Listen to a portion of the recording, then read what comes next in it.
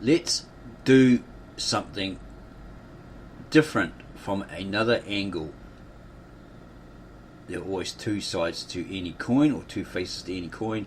So let's look at the biblical scriptures from a non-Jewish, non-Christian, non-Islamic perspective, point of view, and so forth, from those ancient church fathers and so on, and whoever else it leads up to. This was published, the Gospel according to the Jews and Pagans, the historical character of the Gospel, established from non-Christian sources, by Samuel E. Stokes, edited by the Reverend J.O.F. Murray D.D., Master of Selwyn College, Cambridge, England. Printed around 1913. Printed and published, or published and printed. Editor's preface to the English edition.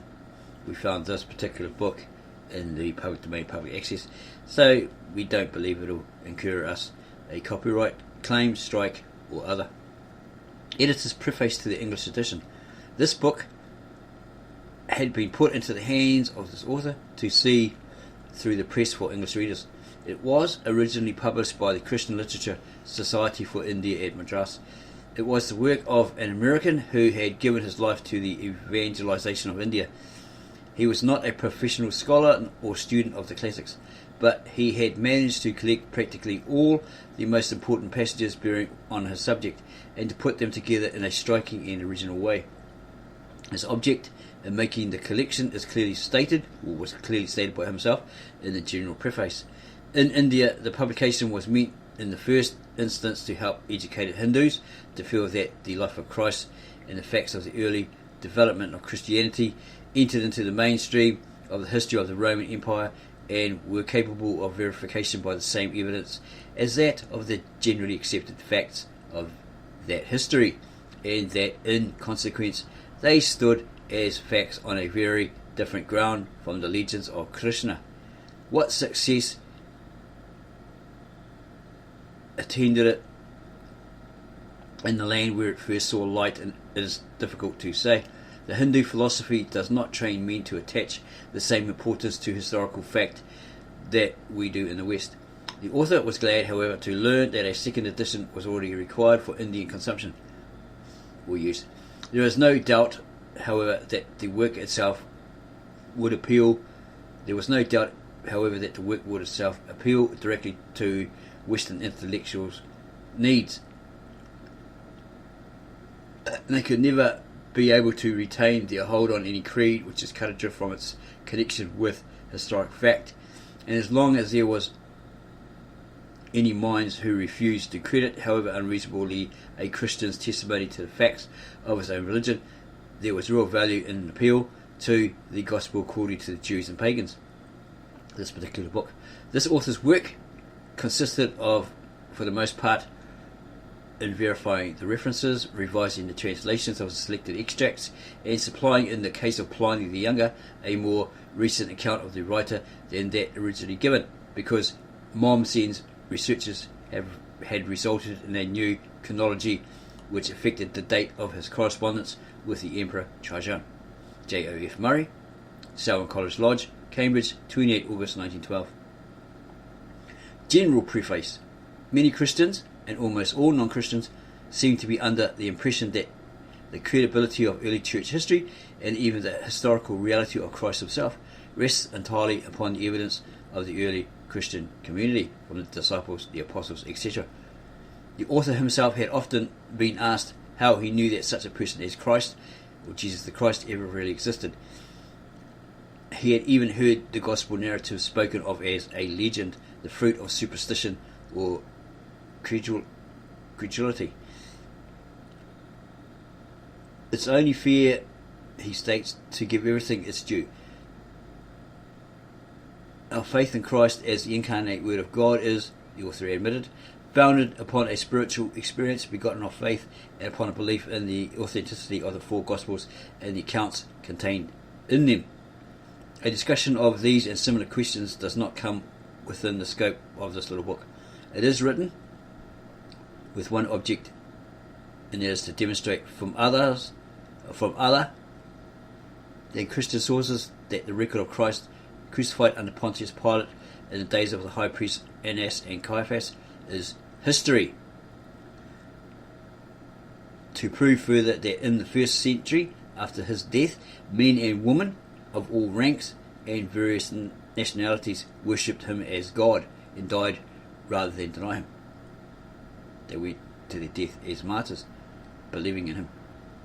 In order to prove these points, the author had not turned for help to the New Testament or to the writings of the fathers of the 1st and 2nd centuries of the Christian era, but had obtained information from the writings of a famous Roman government official, or Roman government officials, a Greek satirist, and a Jewish historian who was also a Pharisee. All these men were living within less than 100 years of the time when Christ was executed. Far from being Christians, they were either persecutors of the church or despised and scoffed at its members. The subject will be dealt with, or was dealt with, as follows. In section 1, important passages from several famous non-Christian writers will be quoted, and evidence contained in them will be discussed. In section 2, the facts ascertained by a study of the passages given in section 1 will be collected and woven into a connected narrative which will be entitled The Gospel According to Jews and Pagans. In the appendix, 2 passages will be considered which, on account of their later date, the author had not thought advisable to introduce into the body of the book. It was hoped by the author, however, that no one would fail to read this appendix, as it contains much that is both interesting and important. Of course, the information which the author, etc., could obtain from their witnesses would only be a bare outline of the gospel story. Of course, the information which we can obtain from our witnesses will only be a bare outline of the gospel story. No reasonable person could ask for more from those who took no interest in the Christian religion and only referred to its followers in the course of the discussion of other matters. These men looked on the Christians as a sect of religious fanatics. It is therefore not likely that they would regard them as anything but a problem, or that they would take the trouble to examine their creed. And yet the thoughtful reader will perceive that such evidence is more valuable than anything more direct would be. Better witnesses could hardly have been chosen, for they are all of them men of weight in the world of letters. They're known to recognise their popular in that day, and 2 of them famous as historians. Possibly those who doubt the authenticity of the Christian records will give ear to Pliny, Tacitus, Lucian, and Josephus, who, whatever they were not followers of Christ. In conclusion, the author wished to say that nothing in this book, the author says that there's nothing in this book which is new or newly set forth by him. It has all been said, and much better said before. The only difficulty is that the works in which such information may be found are too expensive to be within the reach of any except those who are willing to spend largely on books, and so elaborate that few could afford the time to read them. Yes, we have heard that there are books out there that you really need to read, but they can cost you from anything from $300 to $3,000, etc. But there are ways around it. Moreover, there is not, the author thought, any single work in which all the passages here within this book are given with their text are to be found. Had such a book been put in his own hands at a time when he did not believe in Jesus Christ, it would have been a great help to him. It was his hope and prayer that this may have been a help to some inquirer then and now, today. It may make those who read it feel that this, or our Christian religion, which has exercised such a vast influence over the history of the world, is itself beyond all doubt founded upon history, and therefore demands our most careful and earnest consideration. The historical character of the Gospel, section 1. References in secular literature. We shall begin section 1 with a quotation from the works of Caius Cornelius Tacitus, statesman and historian. He's a great orator as well, apparently. We have the book from Reader's Digest on Tacitus, the histories and his annals. He was a boy of 9 when Rome was burned and would therefore clearly remember the event and the circumstances attending it. Accounts of him are to be found in all encyclopedias and Roman histories. The following, though brief, is all that we need insert here. Tacitus, a celebrated Roman historian, was born about AD 55. The events of his early life are not recorded. He entered the public service in the reign of Vespasian, AD 69 to 79, and married a daughter of C. Julius Agricola, the famous general, in AD 78. He was an intimate friend of Pliny the Younger, from whose letters we derive a large part of the knowledge which we have of his life. In the year 88, he obtained the office of praetor, or possibly like prefect, something like that. He was one of the most eloquent orators of his time. In the reign of Nerva, he became consul, AD 97. His reputation is chiefly found upon his annals, annales, in 16 books, which record the history of the Roman Empire from the death of Augustus, AD 14, to the death of Nero, AD 68. In the following passages, Tacitus is speaking of the burning of Rome, AD 64, and commenting upon Nero's method of turning public suspicion from himself. He writes, Annals 1544. So, to stifle the report, Nero put in his own place as culprits and punished with every refinement of cruelty the men whom the common people hated for their secret crimes. They called them Christians, because what these Christians did, they went into the temples of Diana, etc., and smashed all the idols, artifacts, etc. They went on a rampage. And some Romans of the Senate, etc., started to moan, but they were told, well, just leave them alone. And then eventually they pushed it until Christianity became illegal, and these people were rounded up and persecuted. And then Constantine, sometime later, makes it all legal, becomes a so-called Christian, who's actually Christian pagan, and the Christians had their day for a while there. So to stifle the reports, Nero put in his own place as culprits and punished with every refinement of cruelty the men whom the common people hated for their secret crimes. They called them Christians. Christos, etc., which came from the Greek. Romans borrowed this word from the Greeks, which meant, in their mindset, slaves to the Christos. And the 12 disciples, etc., didn't like that being called or labelled a Christian by pagans, or from a Roman pagan church. So they, speaking Galilean Aramaic, decided to call themselves Mashiachai in their language, Galilean Aramaic, or Galilean, which means followers of the Messiah, or the Mashiach. So these people were hated, they were called Christians. Christ, from whom the name was given, had been put to death in the reign of Tiberius by the procurator Pontius Pilate, and the pestilence superstition checked for a while. It was knocked down for a while. Afterward it began. And here it is in the Latin. It's a translation of it in the Latin, from the Latin.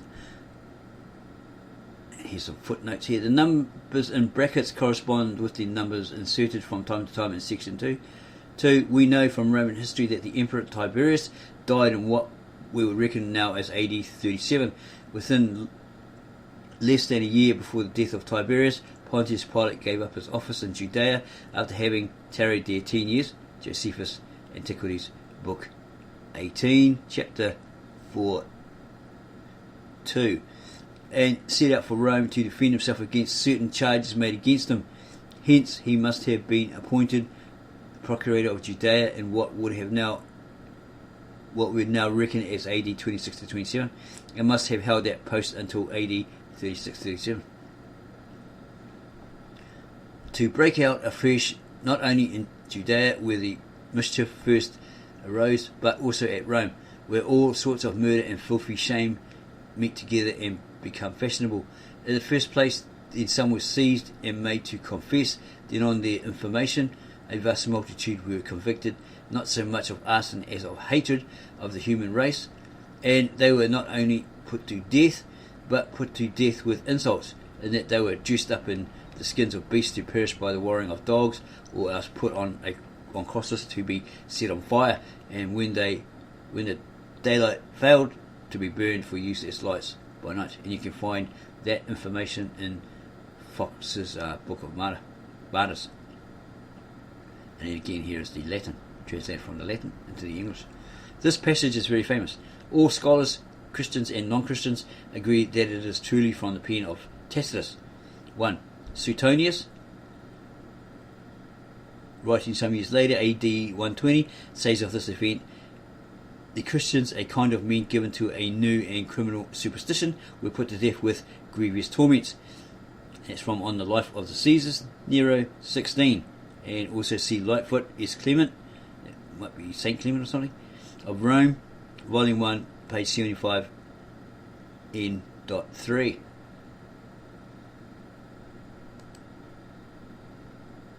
Histories dealing with the period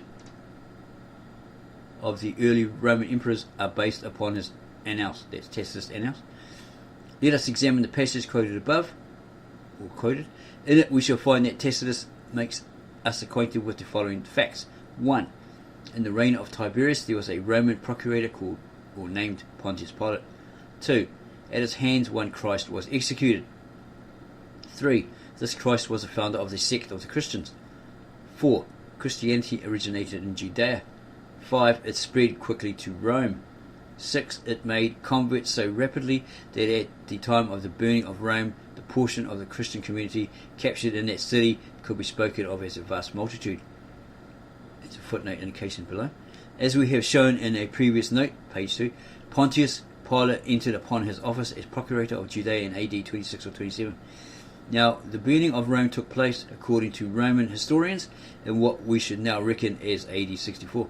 Supposing even that Christ had been put to death in the first year of Pilate's administration, the burning of Rome could not have taken place more than 37 years after this event.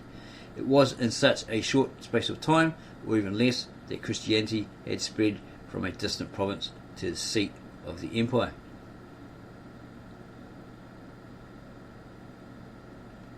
Again, 6. It made converts so rapidly that at the time of the burning of Rome, the portion of the Christian community captured in that city could be spoken of as a vast multitude.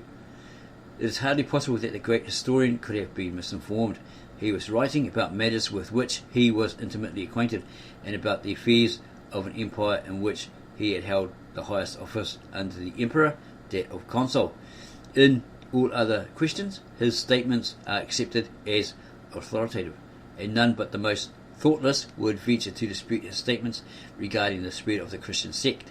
Moreover, it must be remembered that Tacitus was not dealing with affairs which had happened hundreds of years before his time. Under such circumstances a mistake would have been more possible, but he was writing of comparatively recent events, some of which had taken place during his own lifetime and even before his eyes. Add to this that his position as consul gave him access to all the judicial records and provincial reports, and it will be easy to understand that for him to be mistaken in such matters would be well nigh impossible. So yeah, he does say in his book of histories that he knew of the execution of Christ by his procurator, Pilate, at the time. So that's probably how he knew, because he's looking at those judicial records. Our second witness, Pliny the Younger, was a friend of Tacitus. The following account of him is abridged, so it's probably edited, from the article in the last edition of the Encyclopaedia Britannica, which has been around 255 years or so. Publius Caecilius Secundus, later known as Gaius Plinius Caecilius Secundus, AD 61 to 113, Latin author of the letters and the panegyric on Trajan, was the second son of Lucius Caecilius Silo by Plinia, the sister of etc. etc. He reached he was, after a distinguished official career, he was selected by Trajan as governor of Bithynia under the special title of legate procurator with consul power. He reached Bithynia in September held office for 15 months or more, and probably died in 113. Among his friends were Tacitus and Suetonius.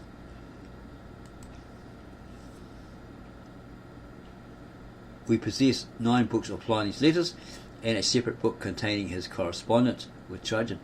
This correspondence supplies us with many interesting details as to the government of Bithynia and as to the relations between the governor and the central authority. It reflects the greatest credit on the strict and almost punctilious conscientiousness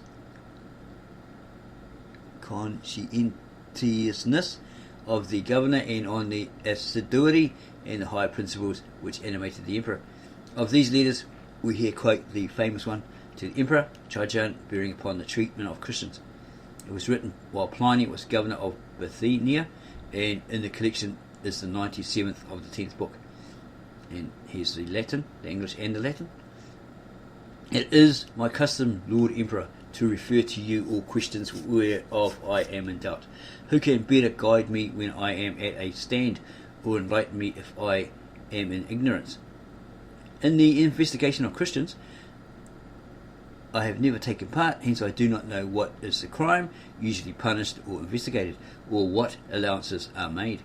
So I have had no little uncertainty whether there is any distinction of age, or whether the very weakest offenders are treated like the stronger, whether pardon is given to those who repent, or whether nobody who has ever been a Christian at all gains anything by having ceased to be such, whether punishment attaches to the mere name apart from secret crimes, or to the secret crimes connected with the name Jesus the Christ. Meanwhile, this is the course I have taken with those accused before me as Christians. I asked at their own lips whether they were Christians, and if they confessed, I asked them a second and a third time with threats of punishment. If they kept to it, I ordered them to execution, for I held no question that whatever it was that they admitted, in any case, obstinacy and unbending perversity deserved to be punished. There were others of the like insanity, but as these were Roman citizens, I noted them down to be sent to Rome. Roman citizens would be trialed and punished by Romans. Everybody else by these guys, right? In the course of the proceedings, as is often the case, the mere fact that the charge was taken notice of made it commoner, and several distinct causes arose. As unsigned paper was presented, which gave the names of many. As for those who said that they neither were nor ever had been Christians, I thought it's right to let them go when they recited a prayer.